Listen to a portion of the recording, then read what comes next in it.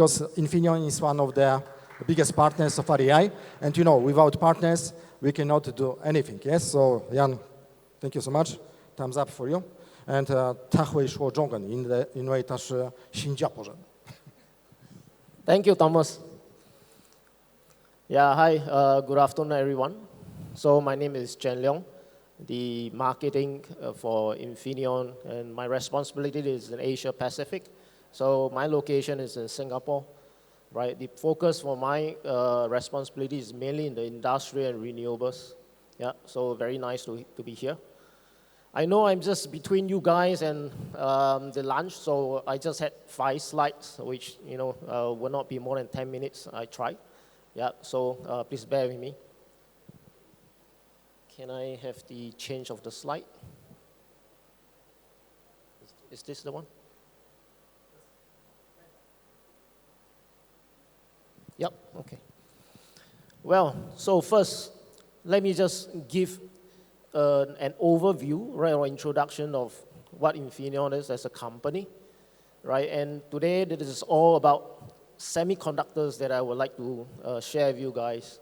So semiconductors to you guys might, be kind of very much, some of you may not be very familiar with that, but I would just like to bring the message to you guys that it is actually very critical, right, in most of the power system, right? And for Infineon, in light of the global decarbonization and digitalization, right, we are actually very focused in certain areas. And you can see in the mobility, and this is where the automotive, or you call, this is where we focus. And as well as the mega trend, the other mega trend on IoT, this is an area which is also emerging, and power semiconductors will be in high demand. Last but not least, in the energy, in the green and efficient area, this is all where semiconductors plays and how we're able to enable the green and efficiencies system over here. So these are the 3 areas we focus, and you can see based on that, our revenue has actually doubled in the last 5 years, right? We are very focused on where we play, and if you look at the top right side, that shows the 4th division where we are in, where we have, and the various semiconductors that we offer for the various application and segments. Right, so much for introduction of Infineon, a German company. Now let's zoom into my area of focus, which is more on the industrial and renewable. So this slide here, which shows based on the net zero in 2030, there actually what means a vast opportunity for the whole energy value chain, right? From the generation, right, on the solar and the wind, to the infrastructures, and then to the consumptions portion. And where's hydrogen? Just look at in the right bottom there, there's the electrolysis. And that is where that is a topic of today, right? And that is where semiconductors is also able to contribute to here to make it more efficient and in a way more reliable, right? So we will just focus over here. But the rest of those applications are pretty much complementary, right? And it would also play in a part, where it will bring out the importance of hydrogen as well. As the earlier speakers has also mentioned, the demand for hydrogen is actually lagging behind, right? So there's also a need for the consumption area to embrace hydrogen, and then there will be the plot where the whole ecosystems, will develop. Now here is just to show the energy system of a hydrogen electrolysis. So today we're talking about green hydrogen, and to the left side, this is all the sources, right? We're talking about whether it's from the grid and the renewables like the wind and solar, or the batteries storage, and that goes to the hydrogen electrolyzers in a middle portion. And to the right side, that is where the demand are. I think this has been highlighted enough from the earlier speaker, right? So that shows the importance of electrolysis.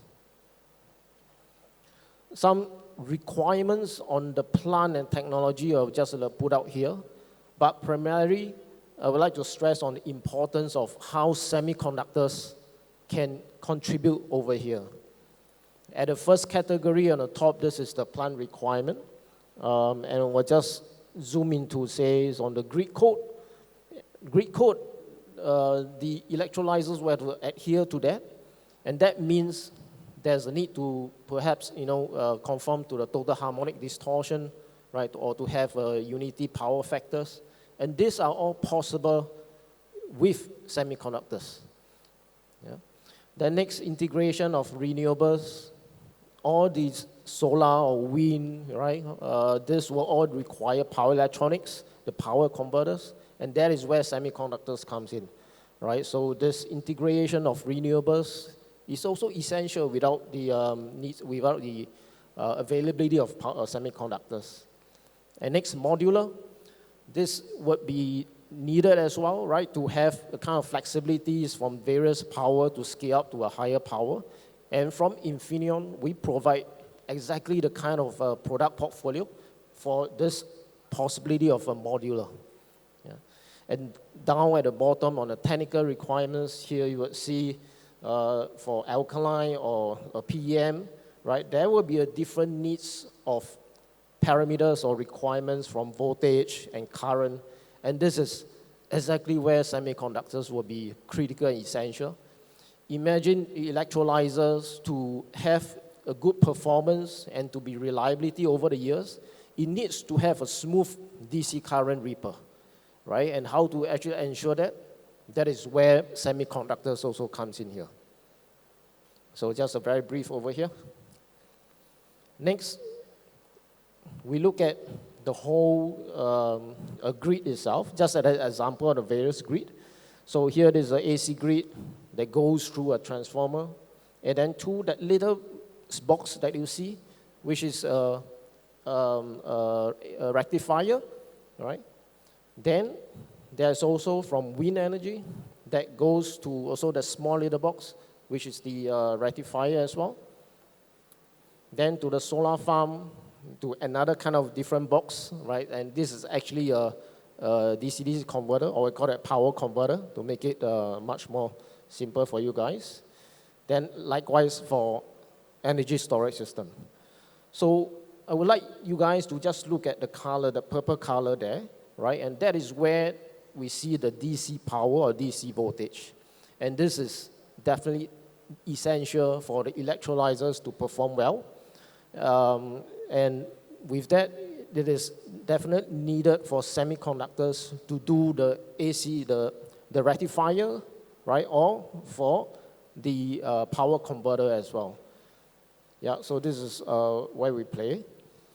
And perhaps I will just take a moment here to just do some marketing of the products. You see, I did not show any of the products from Infineon, right? It's just power semiconductors, but it is actually very essential.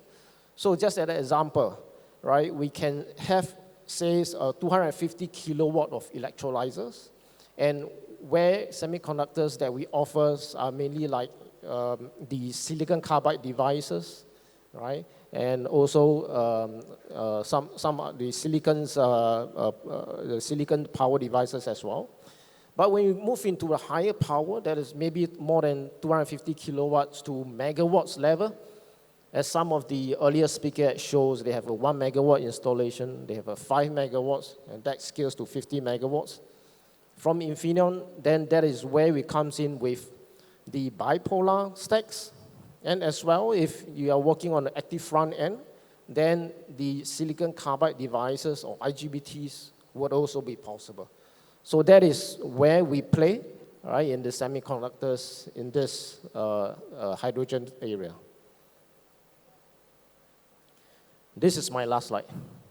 So the key message I want to bring to you guys, we are already the #1 power semiconductors in the various complementary application, from a renewable energy generation to the energy infrastructures like the EV charger, and then to the power conversion. We are actually the market leader in the semiconductors here. And we would also like to continue this leading position in the hydrogen as well, right? And that is particularly in the electrolyzers. And we definitely is well positioned because from a power electronics perspective, the products, the semiconductors are pretty much similar, right? From the various applications that I show here to what it is possible to be used in the hydrogen electrolyzer. So, meant to say, it's a proven design, and there have always been, new technologies in the semiconductors that will help very much in the two aspects, high efficiency and also the reliability. Yeah, so that is where we can contribute to that. And lastly, just a little bit on the local ecosystems from where Infineon is playing. We do have quite a sizable number of employees or team in India, right? Not just the sales and marketing, but also on the design centers, etc.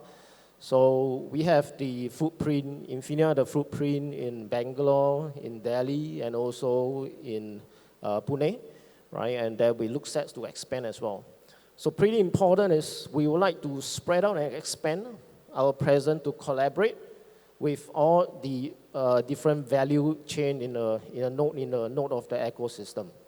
Yeah. So yes, that's I think so all from my side.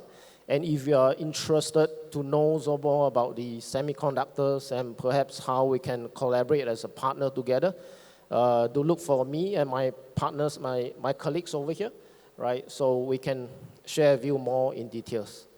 Thank you. Will join us also for the afternoon, yes? Okay. So just, Jan, for your information, I started working in solar in 2004, and already in 2005, I was attending in Moscow the first semi event, yes? So actually already in the past, we were speaking about close collaboration between semiconductor industry and at that time solar industry, yes? But solar was so small.